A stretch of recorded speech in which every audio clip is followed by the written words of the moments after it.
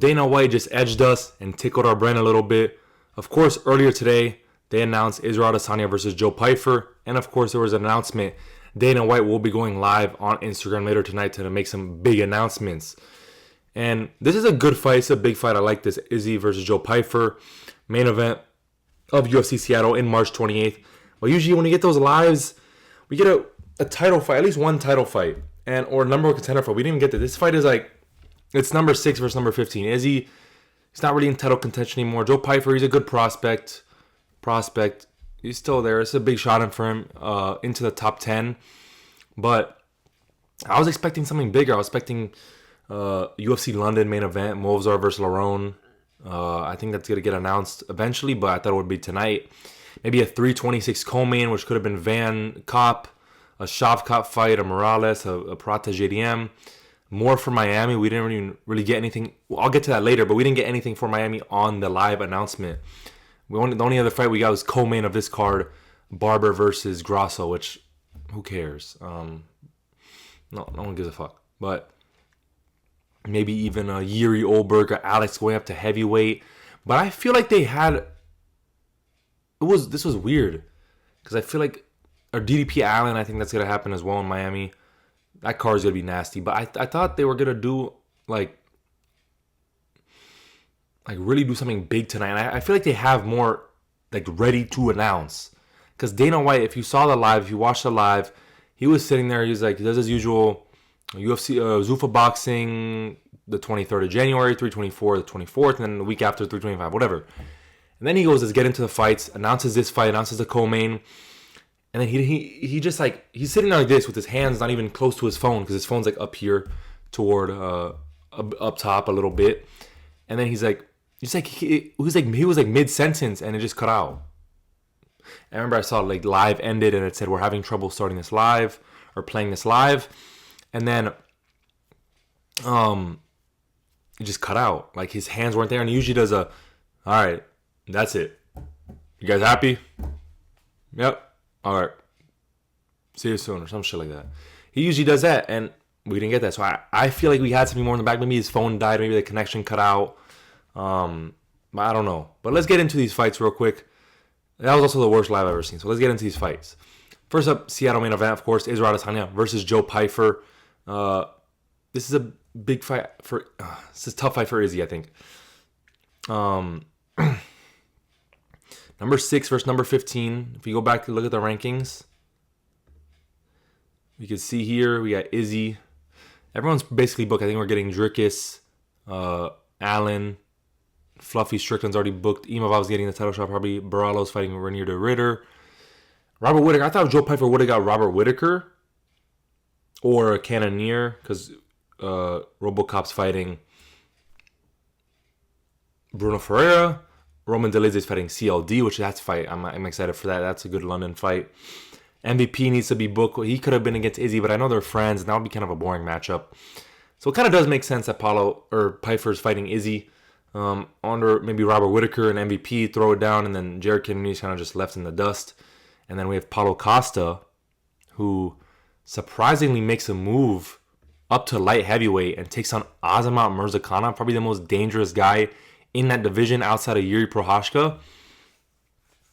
This is very weird from both guys because Paulo Costa did a fight against Bruno Ferreira, which I know it was like he's unranked, and you just won. You have a decent name to you. You have some hype behind you. You had a good performance, beat a ranked guy, Roman Kopylov. He was ranked at the time, but you go up and fight this killer. I mean, I take the opportunity because Azamat Murzakonov, you're gonna be the bigger guy probably at light heavyweight because I think Azamat Murzakonov a little tank, a little stocky little tank.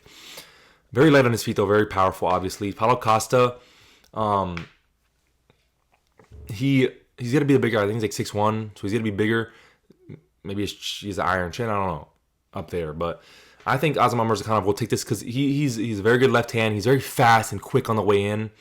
Very light on his feet. He's good anti-wrestling, anti-grappling. I don't think Paulo Costa will be able to take the fight there. And Paulo Costa, because he has the skills to do it, like he's a good kicks, the good body work. I think this will be a open stance fight, if I'm not mistaken. Open stance, I'm pretty sure. So maybe Paulo Costa could get some good body kicks in there. whip up some good head kicks, because Azamat does have his hands a little low at times. Maybe just threaten that to open up the body, and then body vice versa. So, but I think Azamat Murzakonov will take this by knockout. I think he's too dangerous. And Paulo Costa kind of stands up high sometimes, and I think that might make him susceptible to like a blitz from Azamat with that left hand. And when he's standing straight up, he can't really go out laterally, go out backwards, and I think he will get knocked out anytime in this fight. It's gonna be 3 rounds in Miami. A very fun fight, but very interesting too. Is it doesn't make a lot of sense for Azamat. It's great for Paulo. It's a great opportunity to somehow get a top 6 opponent. And if you win this fight at light heavyweight, you are maybe 1 fight away from a title shot at light heavyweight. Because Alex Perez probably moving up, Yuri Olberg, and you're going to be marketable more than your average marketability if you win this. But I don't think he's going to win. I think Azamat, he's going to take this. But it's weird for Azamat Murzakonov. Like, go look at the rankings. Azamat Murzakonov is number 6. He shouldn't be fighting down at all. And he's fighting number 13 in the middleweight division, which is even crazy. I think Paulo Costa is probably a better win than Rakic, Walker, Krylov, Miyang, Menafield, any of those guys. But if you get a Guskov or a Reyes, Uzdemir, I thought he should have been fighting maybe a Khalil, 2 spots ahead of him. I think he could probably win that fight. Carlos Olberg and Yuri probably throwing it down, whether it's for a... I know that fight was already rumored. Yuri said it's in negotiations, and he posted something the other day saying like, "Oh, I'm ready. I'm fighting right now." Blah blah blah. And then I think Alex is gonna move up. So Azamat Murzakonov should have had a number 1 contender fight with Ankalaev, but even if he wins against Paulo Costa, I think he might get a title shot off of that. If Yuri and Olberg probably throw it down, I think they're gonna throw it down on that same card, April. But yeah, it's a weird fight, but I think Azamat Murzakonov wins that. And now getting back to Izzy versus Pyfer. I'm going to pick Izzy as of right now, very biasly. But also, I think Izzy has the tools to beat Pyfer. I think he has a good enough takedown defense. Pyfer's a big dude. That's my problem. He's a big, strong, athletic, explosive guy. So that's what I'm very worried about when it comes to the grappling, when it comes to the chin. Izzy's shown good anti-grappling, very good takedown defense. He showed it in the Imavov fight. I think he could keep it on the feet, but I'm just worried. Like, you just got knocked out. You took big shots from Dricus. You got knocked down by Strickland pretty bad. And you had 2 back-to-back fights with Pereira. And you got knocked out on one of them, TKO'd. That's a lot of damage to take, especially if you have 100-plus fights in kickboxing, and then you have a few in boxing, and then already nearly 30 fights in MMA. I think the only thing stopping Izzy from winning this fight is his chin and his reflexes and his speed, which we've shown. I think lost him the fight against Imavov, lost him a fight against Dricus. I think he can win this fight. I think he's very winnable. I don't think Joe Pyfer's on the level of Imavov or Dricus in terms of striking or grappling and wrestling. But I think Izzy could win this by decision, keep it on the feet, and maybe Joe Pyfer, if he's trying to get a heavy wrestling game and early on swing big shots, maybe he gets a little tired throughout the 2nd, 3rd round, and Izzy could kind of coast to a decision. But I think Izzy will come in here.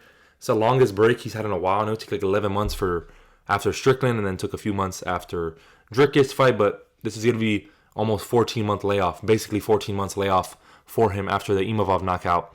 And I think he takes this by decision, 48, 47, 49, 46. I'm excited for this one. And then that was really it. This is what the rest of the card looks like. We have Alexa Grasso versus Maycee Barber, which just got announced tonight as well. It was kind of confirmed already, but it was just a formal announcement tonight. Casey O'Neill, Gabriela Fernandez, who gives a fuck. Marcin Tybura versus Walter Walker. That's interesting. I know that Walter Walker, I heard he fucking cracked his shin or broke his shin. I guess not. Maybe, or maybe it's healing quick. But I think he's going to beat Marcin Tybura. Heel hook. I think he's just going to go for that again. Because Marcin Tybura looked like shit his last fight with Antalija. Looked like he did not want to be there. Looked like he just got out of bed. We got another one, Mansour Abdul-Malik versus Yusri Bogarui. That's a fun fight as well. I think Mansour Abdul-Malik will lose this fight against Yusri. I think Yusri will be able to get his jab, get his kicks, showed good takedown defense, good get up against Bekoev, and take this by decision. Maybe a late TKO like he did against Bekoev, but I think Mansour Abdul-Malik's tough and poses more of a threat than Bekoev, but I think Bogarui against is done. I think he's very good. I'm excited to see what he does, 6'5" middleweight. But yeah, let me know what you guys think about these fights. Izzy versus Pyfer. Paulo versus Azamat. Very, very weird fights. Very underwhelming night. I thought we were going to get something way better. But good fights nonetheless. Let me know what you guys think down in the comments. And I'll see you guys tomorrow with a new video. I'm releasing the funniest moments of 2025. And then after that, canceled fights of 2025. So we got two fun videos coming out soon. And yeah, I'll catch you in the next one, baby.